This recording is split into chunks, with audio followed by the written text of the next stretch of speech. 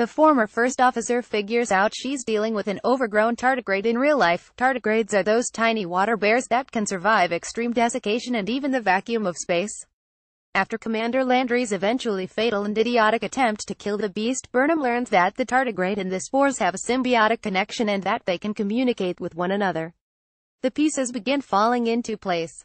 When Stamets argues they need a supercomputer to power the spore drive, Burnham convinces Stamets that the tardigrade is the supercomputer.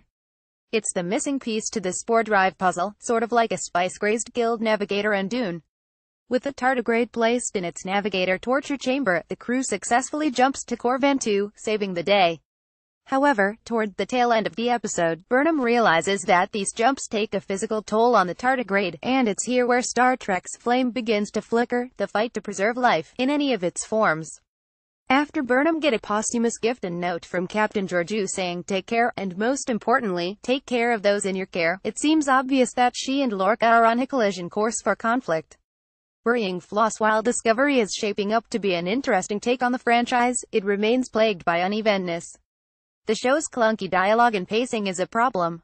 In Butcher's Knife, nowhere is this more obvious than the moment Commander Landry opens the tardigrade pen to do what her stated reason is that the captain wants to learn its attacking secrets, so she's going to sedate the thing and figure out those secrets, damn it. But the viewer can feel a mile away that it's not going to work and she's going to get mauled. Hell, she was on the away mission that encountered the tardigrade, she should know that, too. Killing her off like this felt cheap, a ploy for some drama and a fight scene. It's sloppy. Burnham, like the Klingon VOQ, is her own sort of torchbearer. The Klingons are still a great storyline and I hope we revisit them every week. The new Klingons were a bit of a one-note song during the premiere, but I love the web of lies and deceit already, and Voq's exploration of the destroyed USS Shunja was a great scene. The Klingon spacesuits are terrific too.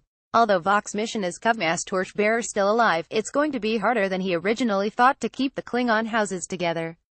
But where the Klingon narrative feels like a science fiction, Michael Burnham continues to be a blank slate and a tough character to interpret or empathize with, which is worrying because Burnham is obviously the narrative force behind the entire series, and if this character doesn't work, the show likely won't either.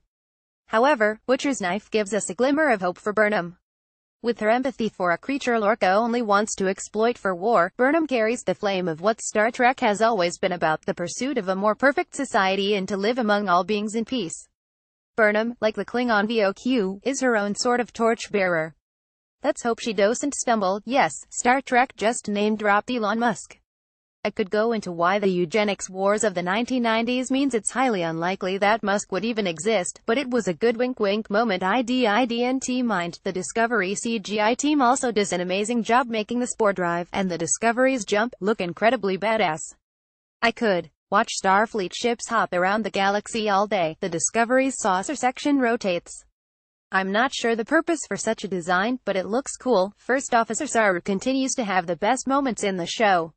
Every time he and his threat ganglia are on screen, pay attention. I like that the medical officer, Dr. Culber, is decked out in a white Starfleet uniform. It's a nice touch. This Star Trek series seems pretty comfortable killing off semi-important characters to keep you off guard. Call it Game of Thrones syndrome spreading out all over television. Klingon spin-off show, please.